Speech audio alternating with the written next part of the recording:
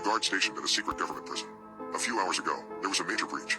Branko Petrovic, a Serbian-American whose oversized frame hardly makes any effing sense. I swear, when I first met the guy, he couldn't have been over 7 feet.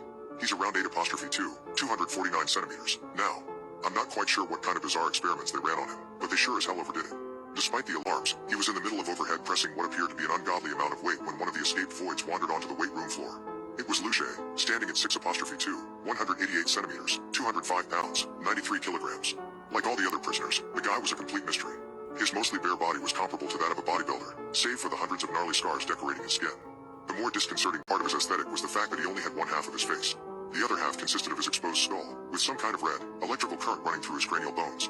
He had that same current running through his hands, which allowed him to savagely electrocute whatever organic material he touched, quickly rendering it into a pile of steaming, black mush. I guess that my fellow agents didn't bother reading up on the prisoners they guarded, because Branko never stood a chance. It didn't matter if you were superior to Luce in terms of strength. One touch and you were gone for. The only practicable way to take him down was by using ranged weapons. And even then, that task was easier said than done. Branko grunted like the dumb meathead he is, before grabbing an Olympic weightlifting plate and chucking it like a frisbee at Luce. It connected, seemingly shattering his ribs. But it wasn't nearly enough to take him down. As soon as he rushed forward, the fight had been decided. Branko attempted to tackle him, a mistake so horrible that his whole body began twitching as his skin made contact with Luce's fingertips. The electricity spread through his giant frame, causing his vitals to shut down within seconds. In no time at all, he was reduced to a heaping mass of scorched flesh on the floor. He didn't even have time to scream.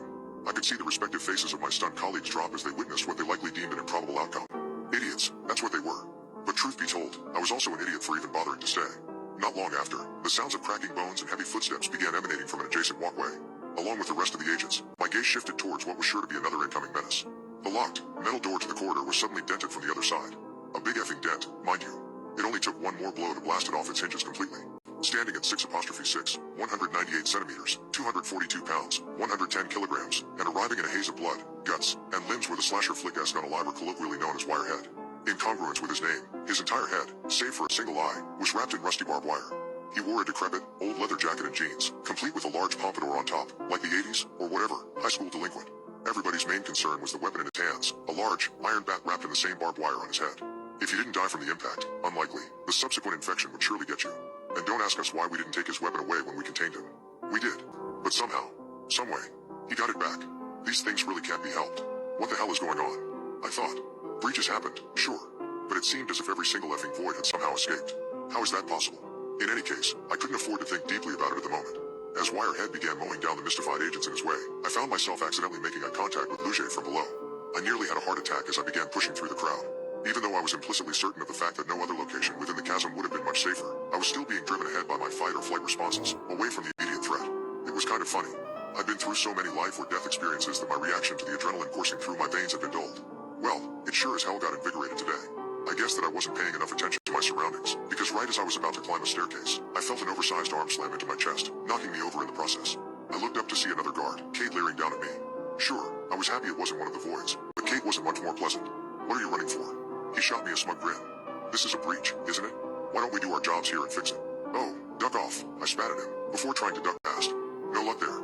He caught me by the collar and slammed me into a wall. He certainly had the weight advantage. Still, I didn't practice hand-to-hand combat just to be ragdolled by some butthole. I slammed my elbow down on his wrist, which managed to loosen his grip.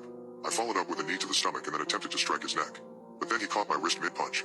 Nice moves, he said, in an obnoxiously sarcastic tone. He took his palm and rammed it into my chin, nearly causing me to black out. In the meantime, Wirehead was getting closer. Guess we'll have to take this up another time, he said. Somebody's got to work around here. I had no idea what he was thinking trying to take on one of the voids, but I wasn't trying to see his delusions through in person. Still in pain from his palm strike, I pulled myself up and began running once more, all while the sounds of carnage escalated around me. But there was a glaring issue. I had no idea where I was going. The exits were surely going to be blocked off from the inside. Do we have some kind of safe room? I thought to myself. No. Of course, we didn't. We were entirely expendable. They 100% expected us to fight these things head on, even though there was zero effing chance of victory on our side. There was the only thing I could do here. Survive until TFVNH showed up. That wasn't any kind of guaranteed reprieve, but my options were slim. Nevertheless, something rather surprising transpired. Amidst the cacophony of frenetic orders from our superiors, a familiar voice snuck in through my radio. Hey, Jason. You alive? It was Sandu. I picked up my radio and isolated his transmission. Yeah. Where are you, man? Block C got lucky and found something weird. It might save us, though. Come on. There wasn't much information there, but it was better than running around aimlessly. Thankfully, Block C was fairly close, so I was able to make it without running into another void. However, when I got there, it was still as chaotic as ever. I swiveled my head around, trying to spot Sandu. I yelled into my radio, but his response was drowned out by everything around me. As I searched, I began sensing a perplexing, sinister pressure that made it feel as if I were sinking into the concrete beneath me. I hardly had to guess the source. It was Diaxic, 9'5", 287 centimeters, pounds, kg. Diaxic was comparable in appearance to something you'd see in the corner of your room during sleep paralysis. A hulking, faceless figure wearing a sweeping black robe that jerked around in unsettling motions as he, or she, who knows, walked. I wasn't sure how he unalived people, mind you. As soon as anybody got within a certain distance of him, they'd freeze in place and begin bleeding from their eyes. And then, they'd just stay that way forever. That wasn't something I was looking forward to. As I looked ahead, I could see some unfortunate guards already getting caught in his death zone. In an attempt to avoid a similar fate, I turned the opposite direction and began running. And then I nearly pooped myself. Standing about 10 feet away was the undead Nazi, 5'8", 173 centimeters, 143 pounds, 65 kilograms. His name essentially told it all. A man wearing a dirty and tattered SS uniform, with a cracked gas mask covering his face. In one hand, he gripped his signature Kampfmesser 42 blade that was inexplicably unbreakable, no matter what the hell we tried doing to it. In the other, he held a flamethrower hose connected to a massive tank on his back, which sprayed out some kind of scorching, black flame that would supposedly yield pain beyond comprehension if you were ever to come into contact with it. You could say that I was stuck between a rock and a hard place here. The only other way out was taking the plunge over the rail in front of me, onto the mass of scrambling bodies 50 feet below. Before I considered simply saying my prayers, I felt a hand tug at my sleeve from the side, giving me another heart attack. But this time, it was good news. For once, I looked over to see Sandu poking his head out from what appeared to be some kind of hidden door in the wall. "Let's effing go," he whisper-shouted, before pulling me in. He closed the door behind him, plunging us into complete darkness. "What the hell is this place?" I asked, hardly expecting a detailed response. Sandu illuminated his face using his phone's flashlight. "Couldn't tell you, but it's kinda effing crazy." I could hear the Nazi beginning to spray his flamethrower from out in the corner. I suddenly wondered whether or not Diaxic's power would apply to other voids. In any case, it was better not to be in such close vicinity to them, so I followed Sandu. He led me down some kind of hidden hallway. The walk was rather long, maybe around 8 minutes, and I eventually found myself in what appeared to be some kind of surveillance/control room. It was still dark, but there was an array of monitors giving off enough light to comfortably navigate around. But here's the strange thing. The place looked kind of haphazard. No chance it was being used by the higher-ups. The monitors were scattered around, connected by a mess of wires to multiple outlets spread throughout the room. There was also only one chair. "I guess this is beyond explaining," I said. "Yeah. No poop, huh?" Sandy replied, before gesturing towards the monitors. "Check it out. What the duck did we just find?" I took the suggestion, letting my eyes drift over to the screens.